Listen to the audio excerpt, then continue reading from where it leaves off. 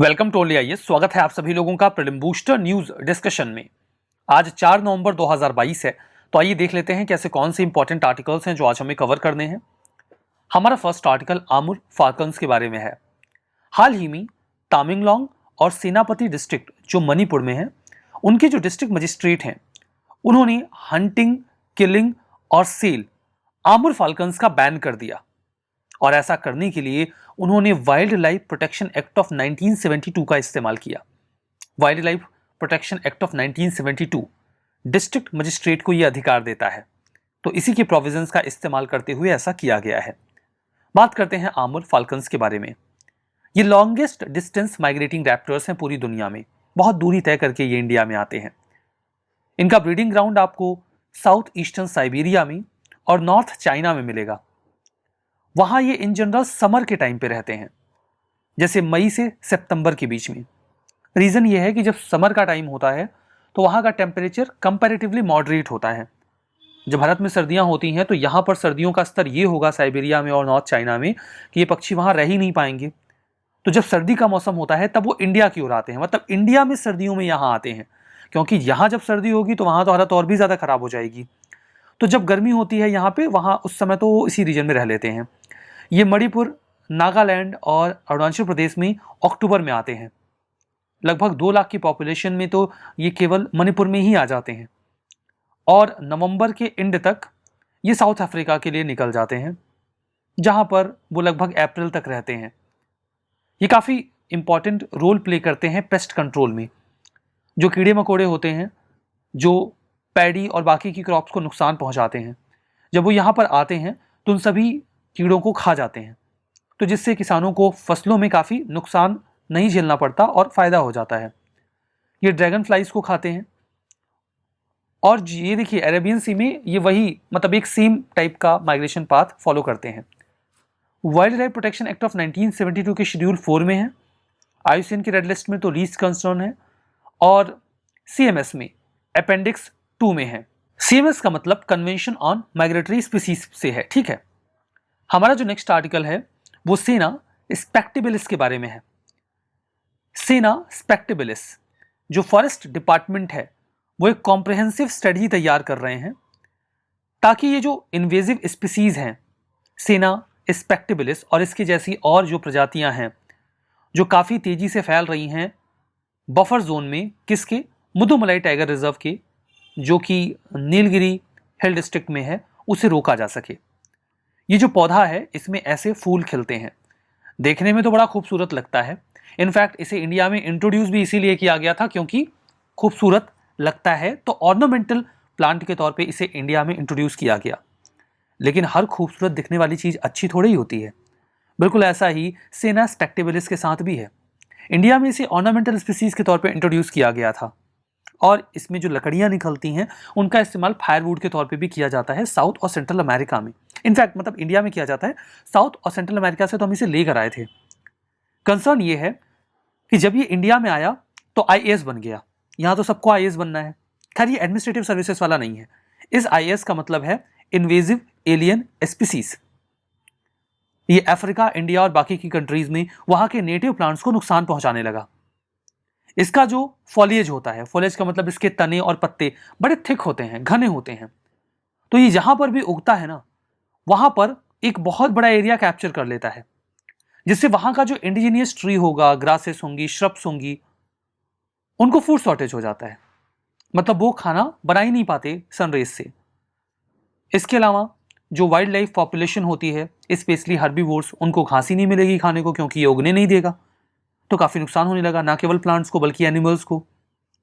ये adversely affect करने लगा जो नेटिव स्पीसीज हैं उनकी ग्रोथ एंड जर्मिनेशन को भी। और इसी रेफरेंस में कह रहे हैं कि चलो प्लान बनाते हैं मुदुमलाई टाइगर रिजर्व के बफर जोन में, इसको कैसे हटाना है। तो जो मुदुमलाई टाइगर रिजर्व है ये आपको तमिलनाडु के नीलगिरी डिस्ट्रिक्ट में मिलेगा। 321 स्क्वायर किलोमीटर के एरिया में ये फैला हुआ है। वैसे आप देखो तो ये 3 स्टेट्स के ट्राई जंक्शन पे आपको मिलेगा। ये ट्राई जंक्शन केरला, कर्नाटका और तमिलनाडु का होगा। कर्नाटका यहाँ पे है, केरला यहाँ पे है, तमिलनाडु यहाँ पर है, तो इस रीजन में ये फंडामेंटली आपको देखने को मिलेगा, ठीक है। वैसे आपको मेजरली ये मिलेगा तमिलनाडु में। पूछा जाए कहाँ पे है तो सही जवाब तमिलनाडु होगा, ठीक है। ये नीलगिरी बायोस्फीयर रिजर्व का पार्ट भी है। नीलगिरी बायोस्फीयर रिजर्व पहला बायोस्फीयर रिजर्व था जिसे इंडिया में डिक्लेयर किया गया था 1986 में। जो बायोस्फीयर रिजर्व है इसमें लंबी लंबी ग्रासेस उगती हैं जिन्हें हम इन जनरल एलिफेंट ग्रास कहते हैं। बम्बू की जो जाइंट वैरायटीज हैं और बहुत सारे वैल्यूएबल टिम्बर स्पीसीज जैसे कि टीक और रोजवुड, ये सब भी यहाँ उगते हैं। ये जो रिजर्व है यहाँ पे 260 से ज़्यादा बर्ड्स की स्पीसीज आपको मिल जाएंगी और भारत में जितने भी बर्ड स्पीसीज हैं उनका 80% आपको मुदुमलाई में मिल जाएगा। मतलब काफ़ी रिच डाइवर्सिटी है इस पूरे रीजन की, इसे आराम से आप एक्नॉलेज कर सकते हो। हमारा नेक्स्ट आर्टिकल संघाई कोऑपरेशन ऑर्गेनाइजेशन यानी कि SCO के बारे में है। SCO के मेंबर स्टेट्स ने हाल ही में अपनी एक ज्वाइंट कमिटमेंट शो की है जहां पे उन्होंने कहा कि हम और ज़्यादा रिप्रेजेंटेटिव, डेमोक्रेटिक, जस्ट और मल्टीपोलर वर्ल्ड ऑर्डर स्टैब्लिश करेंगे और इसके लिए हम यूनिवर्सली रिकॉग्नाइज्ड प्रिंसिपल्स का इस्तेमाल करेंगे जैसे कि इंटरनेशनल लॉ और मल्टीलैटरलिज्म। मल्टीलैटरलिज्म का मतलब होता है कि कई सारे स्टेक होल्डर्स एक साथ मिलकर वर्ल्ड ऑर्डर स्टैब्लिश करते हैं, कोई एक नहीं है जो डोमिनेट करता है। SCO की बात करते हैं तो ये एक permanent inter governmental international organisation है। इंटर गवर्नमेंटल का मतलब ये है कि इसकी मेंबर कंट्रीज की जो सरकारें हैं वो आपस में यहाँ कोऑर्डिनेट करती हैं। ये यूरेशियन रीजन के लिए पॉलिटिकल, इकोनॉमिक और सिक्योरिटी अलायंस है जिसका प्राइमरी सिक्योरिटी पिलर है, मतलब इसे एक सिक्योरिटी एंटिटी के तौर पर देखा जाता है जिस पूरे रीजन में पीस एंड सिक्योरिटी को मेंटेन करने की कोशिश करते हैं। हिस्ट्री की बात करते हैं तो इसे 2001 में स्टैब्लिश किया गया। इसके पहले संघाई 5 मैकेनिज्म हुआ करता था, 5 देशों की एक ग्रुपिंग तैयार की गई थी, वही बाद में जाकर SCO संघाई कोऑपरेशन ऑर्गेनाइजेशन में कन्वर्ट हो गया। गवर्नेंस की बात करें तो head of the state council यानी कि HSC इसकी सुप्रीम डिसीजन मेकिंग बॉडी है। ये लोग साल में एक बार जरूर से मिलते हैं और वहां पर ये डिसीजंस लेते हैं, गाइडलाइंस तैयार करते हैं जो भी ऑर्गेनाइजेशन के इंपॉर्टेंट मैटर्स हैं। और जो चेयरमैनशिप है वो तो इनके मेंबर स्टेट्स में रोटेट करती रहती है। इस बार इस देश के पास है तो अगली बार फिर दूसरे देश के पास चली जाएगी, फिर तीसरे देश के पास चली जाएगी, ऐसे रोटेट करती रहती है। SCO का जो सेक्रेटेरिएट है वो आपको बीजिंग में मिलेगा। हालांकि जो एग्जीक्यूटिव कमेटी है रैट्स की, रैट्स एक विंग है SCO की जिसका फुल फॉर्म है रीजनल एंटी टेररिस्ट स्ट्रक्चर। ये जो टेररिज्म की एक्टिविटीज हैं उन्हें रोकने का प्रयास करते हैं। ये बेस्ड है ताशकेंट में। इसके जो मेंबर्स हैं वो हैं टोटल 8। उनके नाम बता देता हूं: India, Kazakhstan, China, Kyrgyzstan, Pakistan, Russia, Tajikistan और उज्बेकिस्तान। इंडिया और पाकिस्तान को मेंबरशिप मिली 2017 में। अब आप कहेंगे सर ईरान तो आपने बताया नहीं, ईरान भी तो मेंबर बन गया है ना SCO का। ये लगभग हर बार कमेंट बॉक्स में आ जाता है कि सर आपने 8 ही बताया, ईरान नहीं बताया। देखिए ईरान अभी मेंबर नहीं बना है। ईरान मेंबर बनेगा इसकी डिक्लेरेशन तो 2021 में ही कर दी गई थी, लेकिन मेंबरशिप डिक्लेयर कर देने से कोई मेंबर थोड़ी बन जाता है। मेंबर बनने का एक लॉन्ग प्रोसीजर होता है, बहुत सारा पेपर वर्क होता है और कई सारे ऑपरेशनल चैलेंजेस होते हैं जिनको ओवरकम करके एक मेंबरशिप दी जाती है। तो ईरान अभी प्रोसीजरल एक्टिविटीज में है, मतलब ये तय है कि ईरान को मेंबरशिप मिलेगी क्योंकि वो तो डिक्लेयर हो चुका है, लेकिन अभी ईरान मेंबर नहीं बना है। ईरान की मेंबरशिप 2023 में कंफर्म होगी। तो जब 2023 में इनकी मेंबरशिप कंफर्म हो जाएगी तब मैं आपको बताऊंगा कि ईरान 2023 के बाद कि ईरान भी इसका मेंबर बन गया है और अब इसमें 9 मेंबर हो गए हैं। और मैं गॉड से ये विश भी करूंगा कि तब आपको ये प्रीलिम बूस्टर सुनना ही ना पड़े, क्योंकि तब तक आपका सिलेक्शन हो जाए और आपको जहां जाना है जॉब के लिए आप वहां पे जाओ, ट्रेनिंग में जाओ। तो अभी के लिए ईरान के पास ऑब्जर्वर स्टेटस का दर्जा तो है ही बाकी 3 देशों के साथ। 2000 अफगानिस्तान, बेलारूस और मंगोलिया। ऑफिशियल लैंग्वेज इसकी रशियन और चाइनीज है। यहां पर देखिए एक प्रश्न पूछा गया है 2022 के प्रीलिम्स में। प्रश्न बहुत टफ नहीं था। पूछा गया था कि इनमें से इंडिया किसका मेंबर है। 3 ऑप्शंस आपके पास: Asian Infrastructure Investment Bank, Missile Technology Control Regime यानी कि MTCR और संघाई कोऑपरेशन ऑर्गेनाइजेशन यानी कि SCO है। सही जवाब डी था, यानी कि 3 के तीनों ही आंसर करेक्ट थे। यहां पर जो हमारा नेक्स्ट आर्टिकल है वो सैफरन के बारे में है। कश्मीर का जो टूरिज्म डिपार्टमेंट है उसने स्टूडेंट्स एंड लोकल फार्मर्स को इनवाइट किया कि आइए इस सैफरन फेस्टिवल में, जो कि पैम्पोर रीजन जो है वहां पर है, ताकि सैफरन कल्टीवेशन के प्रोसेस को हाईलाइट किया जा सके। जो सैफरन प्लांट होता है वो ड्राइड स्टिग्मास से बनाया जाता है। ये थ्रेड लाइक स्ट्रक्चर होता है, आपने फूलों के भीतर देखा होगा, धागे की तरह होता है और उसे ही निकालकर सैफरन बनाया जाता है। एक प्रकार की स्पाइस है, ये मसाला है। जो सैफरन कल्टीवेशन है, ये माना जाता है कि कश्मीर में इसे सेंट्रल एशियन इमिग्रेंट्स के द्वारा इंट्रोड्यूस किया गया था आज से लगभग 2000 साल पहले, यानी कि फर्स्ट सेंचुरी एडी में। जो ट्रेडिशनल कश्मीरी क्यूजीन होता है, यानी खाने पीने की चीज़ें जो बनाई जाती हैं, पकवान बनाए जाते हैं, उनमें सैफरन का बहुत ही वाइडली इस्तेमाल किया जाता है और ये इस रीजन के रिच कल्चरल हेरिटेज का पार्ट भी है। यहाँ का जो सैफरन है वो पूरी दुनिया में एक बहुत ही प्रेशियस स्पाइस के तौर पे जाना जाता है। हेल्थ रिजुविनेटर और कॉस्मेटिक्स में भी इसका इस्तेमाल होता है, बीमारियों को भी ठीक करता है। मेडिसिनल पर्पस से भी इस तरीके से कश्मीर में उगने वाले सैफरन का यूज़ करते हैं। सैफरन के लिए जो संस्कृत लिटरेचर में शब्द इस्तेमाल किया गया है दैट इज बहुकम। इसका कल्टीवेशन और हार्वेस्ट जो है वो जम्मू एंड कश्मीर के करेवाज में होता है। करेवा जम्मू एंड कश्मीर का हाईलैंड्स वाला एरिया होता है। 2020 में कश्मीर के सैफरन को जीआई टैग भी दे दिया गया। जो पैम्पोर रीजन है ना, वहाँ पर बहुत सारा सैफरन उगाया जाता है, इसीलिए इसे सैफरन बाउल ऑफ कश्मीर भी कहा जाता है। पैम्पोर सैफरन हेरिटेज जो कश्मीर का है, इसे globally important agriculture heritage system Geass के द्वारा भी रिकॉग्नाइज किया गया है। ये जो भी यूनिक सिस्टम होता है किसी भी चीज़ को उगाने का, उसे डॉक्यूमेंट कर लेते हैं, रिकॉर्ड कर लेते हैं, रिकॉग्नाइज कर लेते हैं। हमारा नेक्स्ट आर्टिकल कोरोनल होल्स के बारे में है। नासा ने हाल ही में एक इमेज रिलीज की है कुछ समय पहले सोलर डायनेमिक्स ऑब्जर्वेटरी SDO के माध्यम से। इसमें ऐसा लग रहा है कि जो सन है वो स्माइल कर रहा है। इसमें इसकी 2 आंखें हैं, एक बहुत ही ब्राइट नोज है और ये स्माइल करता हुआ खुला हुआ मुंह है, तो ऐसा लग रहा है ये स्माइल कर रहा है। जो सन की इमेज है इसमें 2 डार्क आइज हैं, एक ब्राइट नोज है, एक वाइड ओपन स्माइल है। जो डार्क पैचेस हैं ये एक्चुअली में कोरोनल होल्स हैं। कोरोनल होल्स क्या होते हैं? ये कूलर और डेंसर रीजन होते हैं सन के कोरोना में। देखिए, सन में इंटेंस एक्टिविटीज होती रहती हैं जिससे हीट जनरेट होती है, लेकिन सन का जो मैग्नेटिक फील्ड है वो उस हीट को बाहर निकलने नहीं देता और ट्रैप करके रखता है। लेकिन कुछ कुछ लोकेशंस पर ये जो मैग्नेटिक फील्ड है ये वीकेन हो जाता है और जहां से ये वीकेन होता है वहां से बहुत तेजी से ये सोलर फ्लेयर्स बाहर निकलने लग जाती हैं और इस तरीके से सोलर फ्लेयर्स जो स्पेस है वहां से गुजरते हुए अर्थ के एटमॉस्फेयर में या मैग्नेटिक फील्ड से भी इंटरैक्ट करती हैं, जैसे सैटेलाइट्स वगैरह के भी बंद होने का खतरा रहता है। तो चूंकि अचानक से वहां से जो एनर्जी है वो रिलीज होने लग जाती है because of weak magnetic field, तो वहां पर जो एरिया होता है वो कंपैरेटिवली कूल हो जाता है और कूल हो जाने की वजह से वहां पर ब्लैक स्पॉट्स दिखाई पड़ते हैं और उसे ही हम कोरोनल होल कहते हैं। ये ऐसा नहीं कि कोई रेगुलर फेनोमेना है, आपको हर 10 दिन के बाद एक कोरोनल होल दिखेगा, ऐसा कुछ नहीं है। बहुत ही रैंडम फेनोमेना होता है। अल्ट्रावायलेट लाइट या फिर certain type of x ray images में ये देखने को मिल जाता है और कभी भी कोरोनल होल बन सकते हैं। ये फास्ट सोलर विंड्स जनरेट करते हैं जो स्पेस में आ जाती हैं। ये पीरियोडिकल नहीं है, इनको जब मर्जी बन जाते हैं। सन को कौन रोकेगा? जब इसका मन होता है तभी ये कोरोनल होल्स पॉपअप कर जाते हैं। सोलर डायनेमिक्स ऑब्जर्वेटरी की बात करते हैं। नासा ने इसे 2010 में लॉन्च किया था। ये पहला सैटेलाइट है नासा का जो living with the star programme का हिस्सा है। इसके माध्यम से ये स्पेस वेदर को स्टडी करते हैं।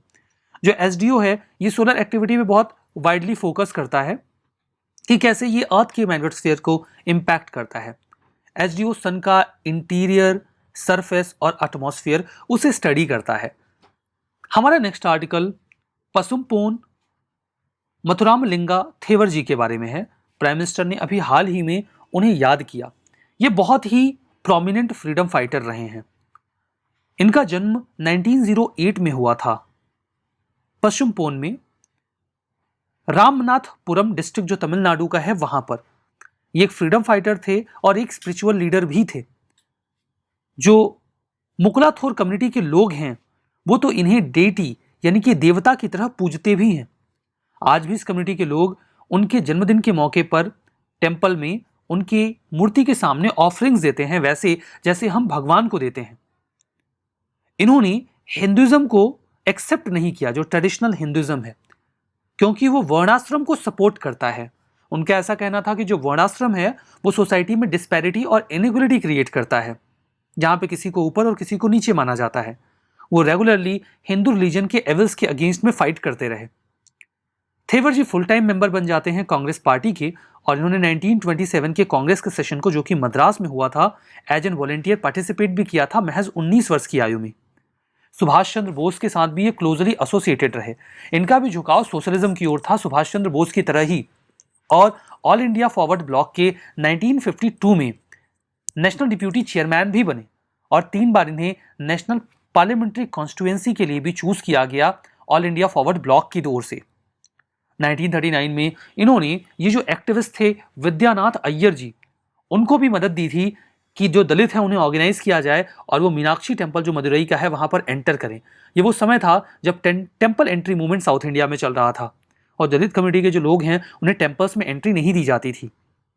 क्रिमिनल ट्राइब्स एक्ट को रिपील करने में 1946 में इनका बहुत ही की कंट्रीब्यूशन रहा। अंग्रेजों ने कुछ ट्राइब्स को बाई बर्थ क्रिमिनल डिक्लेयर कर रखा था। उनके लिए एरिया डेजिग्नेट कर दिया जाता था, वहां पे गार्ड्स बिठा दिए जाते थे और उन्हें उस एरिया से निकलने नहीं दिया जाता था, ये बोल के कि ये बाई बर्थ क्रिमिनल होते हैं और ये बाहर निकलेंगे तो लोगों को खतरा होगा। क्रिमिनल ट्राइब्स एक्ट में जिन ट्राइब्स को इंक्लूड कर लिया जाता था उन ट्राइब्स के ऊपर कई तरीके के रिस्ट्रिक्शंस इंपोज कर दिए जाते थे। तो अब उन्हें मतलब इस कानून को रिपील कर दिया गया और ऐसी ट्राइब्स को आज डीनोटिफाइड ट्राइब कहा जाता है कि अब उन्हें क्रिमिनल से डीनोटिफाई कर दिया गया है। हमारा जो नेक्स्ट आर्टिकल है वो एससीडीपीएम एंड स्वच्छता ड्राइव के बारे में है। हाल ही में ministry of health and family welfare ने स्पेशल कैंपेन 2.0 लॉन्च किया डिस्पोजल ऑफ पेंडिंग मैटर्स के लिए। ये एक स्पेशल कैंपेन है, जैसे बहुत सारा काम होता है जो कि मिनिस्ट्री में पड़ा रहता है और वो अच्छे से हो नहीं पाता है, तो ये स्पेशल कैंपेन 2 अक्टूबर तक चला जहां पर पेंडिंग मैटर्स को डिस्पोज किया गया central ministries and government department में। इसे department of administrative reforms and public grievance के द्वारा लॉन्च किया गया। यहां पर आइडेंटिफाई किए गए इंपॉर्टेंट मैटर्स एंड रेफरेंसेस को, कामों को रिव्यू किया गया और उन्हें टाइमली कैसे डिस्पोज किया जाए उस पर बातचीत की गई। गवर्नेंस में जब आप मीन्स वगैरह के आंसर भी लिख रहे हो तो इस प्रकार के इनिशिएटिव्स पे चर्चा की जा सकती है। हमारा next article civil air navigation service organisation के बारे में है। गोवा ने भी हाल ही में 3 दिन का एक कॉन्फ्रेंस होस्ट किया है और ये जो कॉन्फ्रेंस है ये civil air navigation service organisation का कॉन्फ्रेंस था। Think global, collaborate regional and accomplish local, ये इसका थीम रहा। बात करते हैं civil air navigation service organisation के बारे में। ये 1996 में फाउंड किया गया था और कंपनीज के लिए एक रिप्रेजेंटेटिव बॉडी है जो एयर ट्रैफिक का कंट्रोल प्रोवाइड करवाते हैं। हेडक्वार्टर्ड है नीदरलैंड्स के एम्स्टर्डम में, एम्स्टर्डम का जो एयरपोर्ट है वहां पे। ये जो एयर नेविगेशन सर्विस प्रोवाइडर्स हैं उनके इंटरेस्ट को प्रिजर्व करते हैं। 85% से ज्यादा जो वर्ल्ड एयर ट्रैफिक है वो कैंसो के मेंबर्स कवर कर लेते हैं। तो इसमें जो भी कंपनीज इन्वॉल्व हैं उनके इंटरेस्ट को एडवोकेट करने का काम कैंसो करता है। कैंसो का मतलब यहाँ पे civil air navigation service organisation से ही है। जैसे इंटरनेशनल सिविल एविएशन ऑर्गेनाइजेशन है ना, तो कैंसो यहाँ पर जाएगा और जो भी मेंबर इंडस्ट्रीज हैं उनके इंटरेस्ट को उनके सामने रखेगा कि आप ये पॉलिसी बनाओ, ऐसे बनाओ, ठीक है। रिवीजन करते हैं। आर्मड फाल्कन्स ये पेस्ट कंट्रोल में एक वाइटल रोल प्ले करते हैं, ये बात तो सच है। मुदुमलाई टाइगर रिजर्व आंध्र प्रदेश में है, शुद्ध रूप से गलत है, ये तो तमिलनाडु में है। रैट्स बीजिंग में हेडक्वार्टर्ड है, एकदम गलत है, ताशकंद में हेडक्वार्टर्ड है। सैफरन इसे जम्मू कश्मीर के करेवाज में हार्वेस्ट एंड कल्टीवेट किया जाता है, एकदम सही बात है ये। तो हमारा आज का ये सेशन यहाँ पे समाप्त होता है। पीडीएफ आपको ओनली आईएएस के टेलीग्राम चैनल पे मिल जाएगी। वहां पर आप ओनली आईएएस स्टैटिस्टिकल सर्च करके भी पहुंच सकते हो। वहां पे आप जाएंगे तो 1.5 लाख से ज़्यादा सब्सक्राइबर्स आपको मिलेंगे उस चैनल पे, उसे ज्वाइन कर लीजिएगा बिकॉज इस नाम से आपको कई अन्य चैनल भी मिल सकते हैं। या अगर आप सीधे जाना चाहते हो तो जो QR कोड आपके सामने है आप उसको स्कैन करके वहां चले जाओ, वहां जाइए, पीडीएफ को डाउनलोड करिए, इस सेशन के तुरंत बाद अपलोड कर दी जाएगी। और रिवीजन करना मत भूलिएगा, बिना रिवीजन के तो ये इन्फॉर्मेशन आप रिटेन भी नहीं कर पाओगे। So that's all for now, thank you very much.